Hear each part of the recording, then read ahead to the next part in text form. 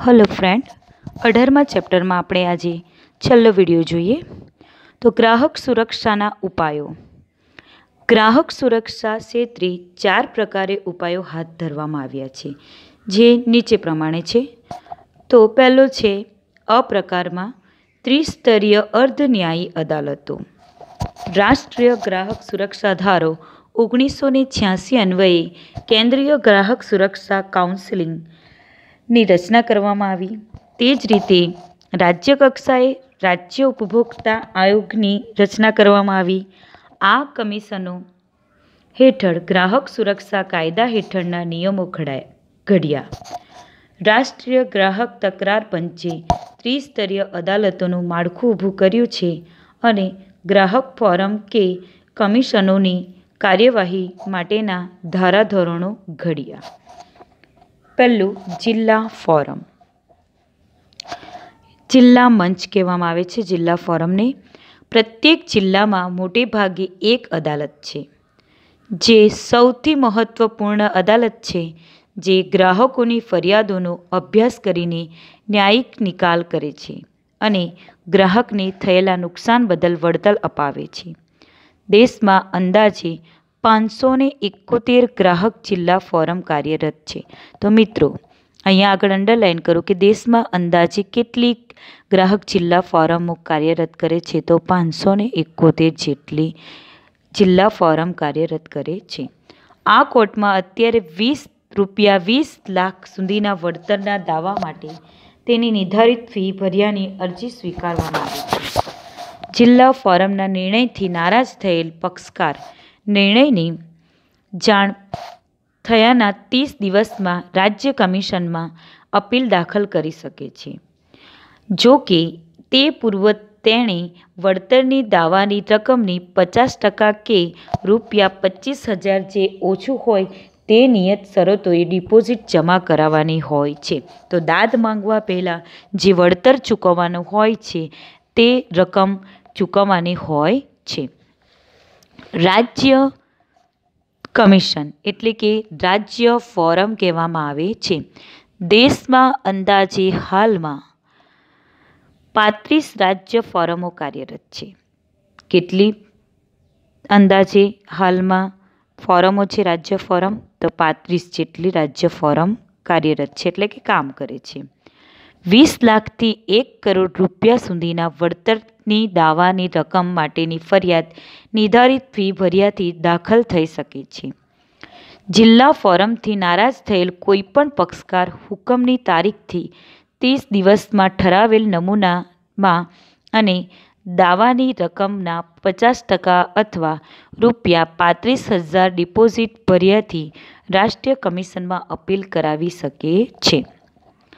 આમ રાષ્ટ્રીય કમિશન 1 કરોડથી વધુ વળતરના દાવા અંગેની અરજીઓ તેની નિર્ધારિત ફી કોર્ટમાં ભર્યાથી ફરિયાદ દાખલ થઈ શકે છે।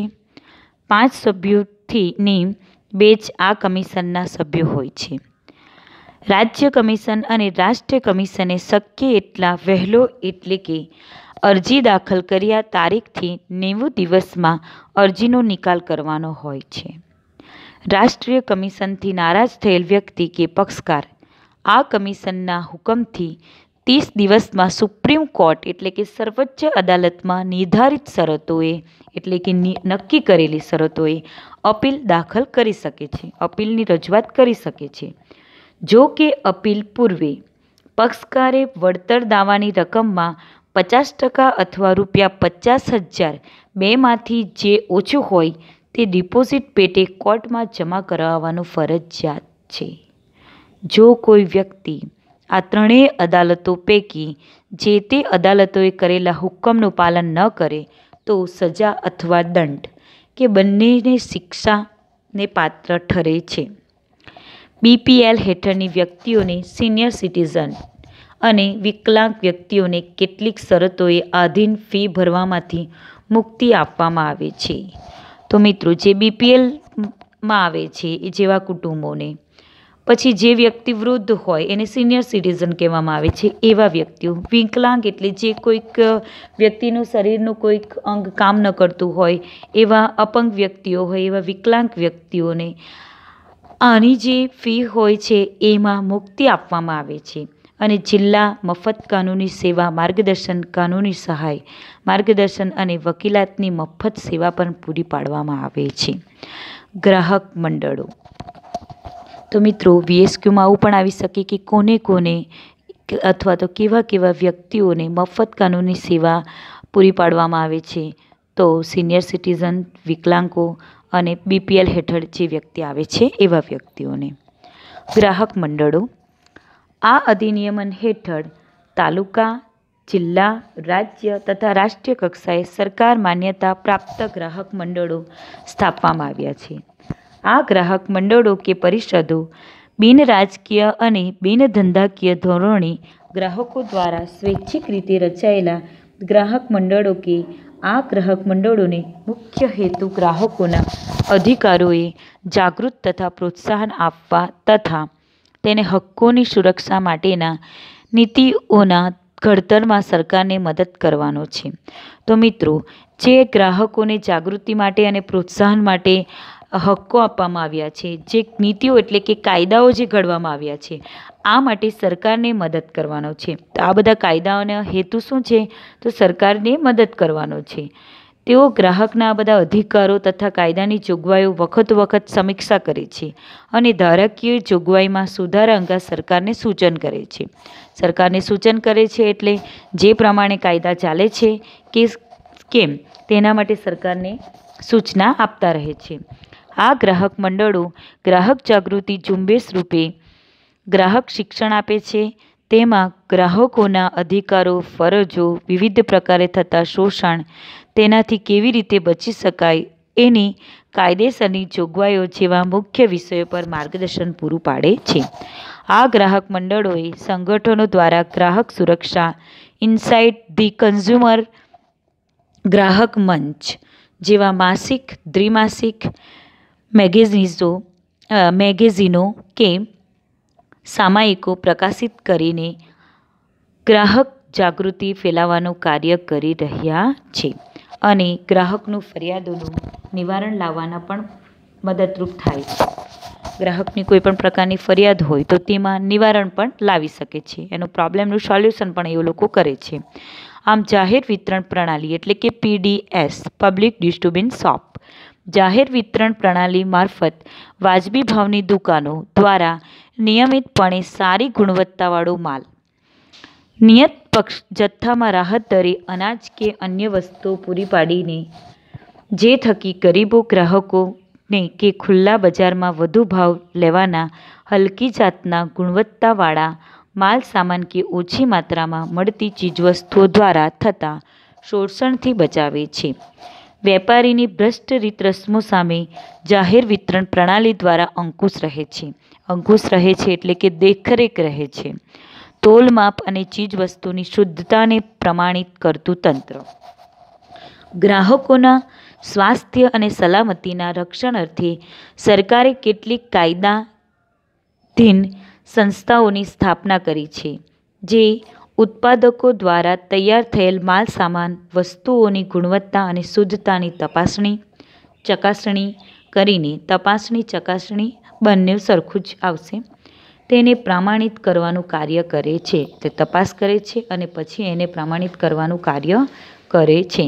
ભારત સરકારે ગુણવત્તાનું નિયમન કરવા માટે ઈસવીસન 1947માં ઇન્ડિયન સ્ટાન્ડર્ડ ઇન્સ્ટિટ્યૂટ એટલે કે ISI નામની સંસ્થા સ્થાપી હતી, જે પાછળથી ઈસવીસન 1986માં બ્યુરો ઓફ ઇન્ડિયન સ્ટાન્ડર્ડ્સ નામે ઓળખાય છે, જે યોગ્ય ગુણવત્તા ધરાવતા વિવિધ ઉત્પાદકો ISI માર્કો ઉત્પાદકીય ઉપકરણો પર વાપરવાની છૂટ આપે છે.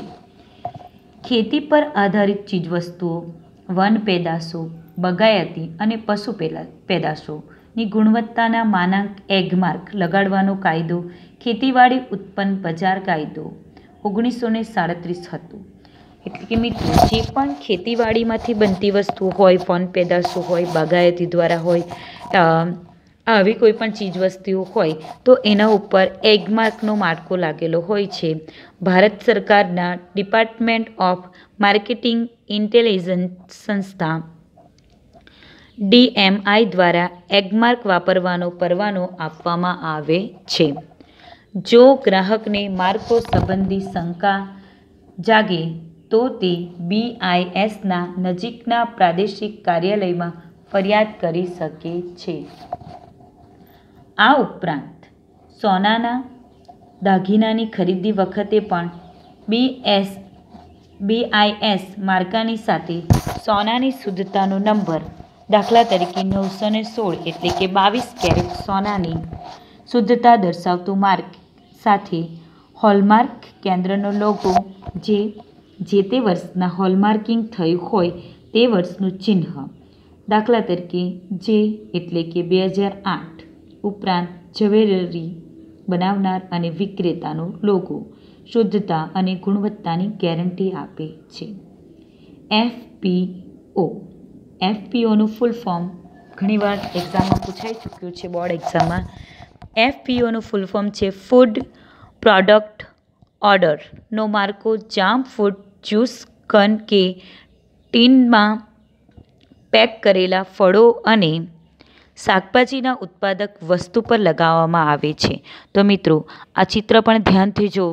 કેટલીક વાર બોર્ડ એક્ઝામમાં આવા ચિત્ર પણ પૂછાય છે અને આપણને પૂછવામાં આવે છે MCQ દ્વારા કે આ શાનો લોગો છે, તો ત્યારે આપણને ખ્યાલ આવે કે આ FPOનો લોગો છે, આ વુલમાર્કનો લોગો છે, આ MPOનો લોગો છે અને આ HACCPનો લોગો છે.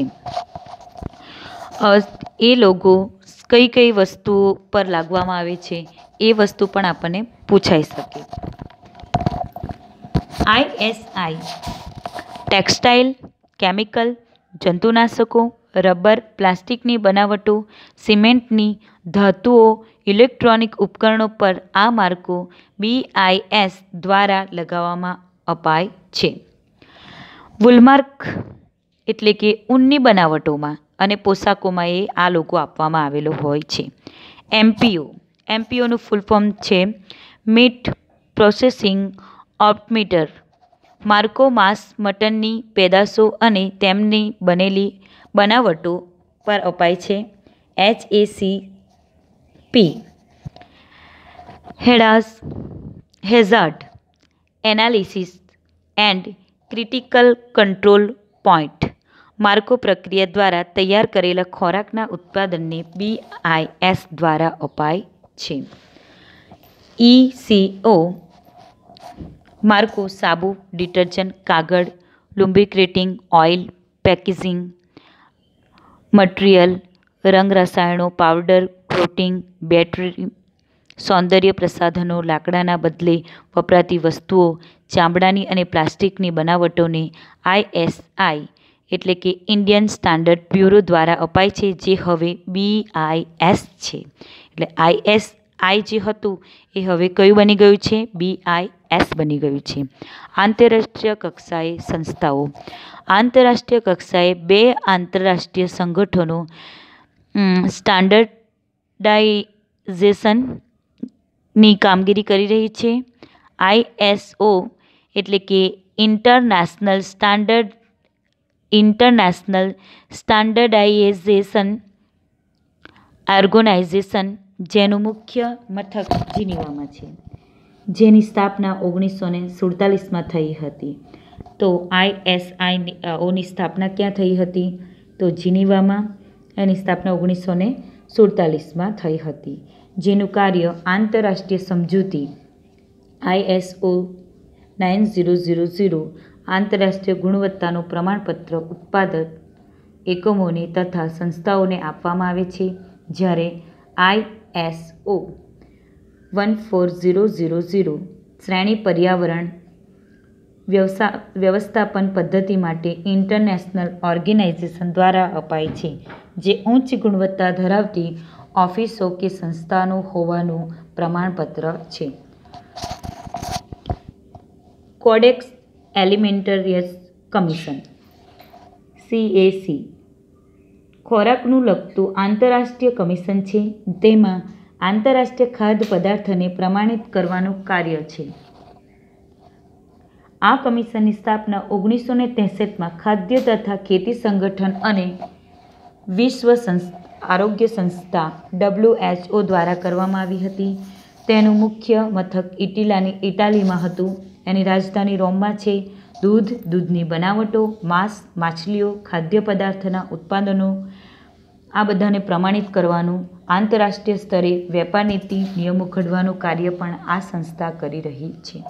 ભારતમાં ISO સાથે સંપર્કની કામગીરી ભારતીય સંસ્થા BIS કરે છે, જ્યારે CAC સાથે સંપર્કમાં રહીને કાર્ય ભારતની director general of health services કરે છે.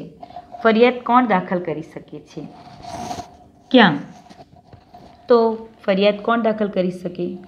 તો ગ્રાહક પોતે. કેન્દ્ર, રાજ્ય સરકાર અથવા કેન્દ્ર શાસિત પ્રદેશોની સરકાર. ગ્રાહક મંડળ કે જે કંપની કાયદા કે અન્ય પ્રવર્તમાન કાયદા હેઠળ નોંધાયેલ હોય તે અથવા એક કે તેથી વધુ ગ્રાહકો વતી પ્રતિનિધિત્વ સ્વરૂપે કોઈ ગ્રાહક કે જેમાં બધા ગ્રાહકોનું સમાન હિત હોય તે અથવા તો કોઈ માલ, ચીજવસ્તુ કે સેવા ખરીદતી વખતે સંમતિથી ઉપયોગ કરનાર કુટુંબો કોઈ સભ્ય માલ કે સેવામાં તૂટ કે ખામી બદલ થયેલ નુકસાન સામે ફરિયાદ કરી શકે છે. જો ઉત્પાદક કે વિક્રેતા એટલે કે ગ્રાહક સાચી, યોગ્ય અને સ્પષ્ટ ફરિયાદનું કોઈ નિરાકરણ માટે પહેલ ન બતાવે કે તૈયારી ન બતાવે ત્યારે ભોગ બનનાર ગ્રાહક કે તેના કુટુંબના સભ્યો દ્વારા સ્થાનિક જિલ્લા ફોરમ, રાજ્ય કમિશન, રાષ્ટ્રીય કમિશનમાં કેસ કરીને સ્થાનિક પુરવઠા કચેરી, તોલમાપ વિજ્ઞાન અને ગ્રાહક કચેરી, ગ્રાહક મંડળો, કલેક્ટર કચેરીમાં ફરિયાદ કરી શકે છે. જ્યારે માલ કે સેવામાં ત્રુટિ એટલે કે ખામી અથવા ભૂલ જણાય ત્યારે કરાર હેઠળ કાયદા હેઠળ જેનું પાલન કરવું જરૂરી હોય તે કાર્ય કરવાની રીતમાં રહેલી અપૂર્ણતા કે ખામીને સેવામાં ઉણપ ગણાય. આમ વસ્તુની ગુણવત્તા, પ્રકાર અને શુદ્ધતા, વજન સંબંધી ઘટ કે ઉણપ બદલ ગ્રાહક ફરિયાદ કરી શકે છે. ફરિયાદ કેવી રીતે કરવી? તો ફરિયાદ કેવી રીતે કરવી મિત્રો? તો ફરિયાદની અરજી સરળ, સ્પષ્ટ, સાદી, સરળ ભાષામાં ટાઈપ કરીને કે હસ્તાક્ષરમાં, હસ્તાક્ષર એટલે પોતાના હાથ વડે લખેલી કે ઈમેલથી થઈ શકે. જો કોર્ટમાં વકીલ મારફતે કેસ કરવો હોય ત્યારે સોગંદનામું કરવું પડે છે. અરજીમાં અરજદારનું નામ, સરનામું, સંપર્ક નંબર હોવો જરૂરી છે. ફરિયાદનું વિગતપૂર્ણ વર્ણન, ફરિયાદ માટેના કારણો સ્પષ્ટ લખવા. જે વ્યક્તિ ફરિયાદ કરે છે એ ફરિયાદનું વિગત પૂરેપૂરી હોવી જોઈએ. એના માટેના કારણો, વ્યક્તિ શાના માટે ફરિયાદ કરે છે તો એના માટેના સ્પષ્ટ કારણો પણ હોવા જરૂરી છે. આરોપ સંદર્ભે જે કોઈ આધાર પુરાવા કે દસ્તાવેજો હોય તેની પ્રમાણિત નકલો મેળવી. ક્યારેક પણ મૂળ પુરાવા આપવા નહીં. બિલની કાચી પાકી રસીદ મેળવી. જો પેમેન્ટ ચેકથી કર્યું હોય તો તેની વિગતો લખવી. વિક્રેતાએ કરેલી શરતો, જાહેર ખબરની નકલ, ગેરંટી કે વોરંટી કાર્ડ, પ્રેફેલિલેટ્સ એન્ડ પ્રોસ્પેક્ટ્સની નકલ મેળવી. અરજી સાથે માંગેલ વળતરના દાવાની રકમ અનુસાર નિયમ મુજબ ફી ભર્યેથી જે તે ગ્રાહક ફોરમમાં એટલે કે કોર્ટમાં ફરિયાદ દાખલ થઈ શકે છે. ગ્રાહક ફરિયાદ થવાનું કારણ ઉદ્ભવે તેના 2 વર્ષમાં ફરિયાદ દાખલ કરી શકાય છે. કોઈપણ ગ્રાહક સંબંધી ફરિયાદ કરવા કે કાયદા અંગે વિશેષ માહિતી મેળવવા કે માર્ગદર્શન માટે ગુજરાત રાજ્ય હેલ્પલાઇન ટોલ ફ્રી નંબર 18002330222. તો મિત્રો આ ટોલ ફ્રી નંબર પણ એક્ઝામમાં આવવાની શક્યતા, તો યાદ રાખજો 18002330222. અને રાષ્ટ્રીય કક્ષાએ હેલ્પલાઇન નંબર, રાષ્ટ્રીય કક્ષાએ એટલે દેશ કક્ષાએ હેલ્પલાઇન નંબર કયો છે? 1800233 00114000 ઉપરથી માહિતી મેળવી શકે છે કે માર્ગદર્શન લઈ શકે છે. હવે મિત્રો, સ્વાધ્યાયના પ્રશ્નો તમારે દરેક વિદ્યાર્થીઓ નોટમાં ફરજિયાત લખવાના રહેશે. Thank you.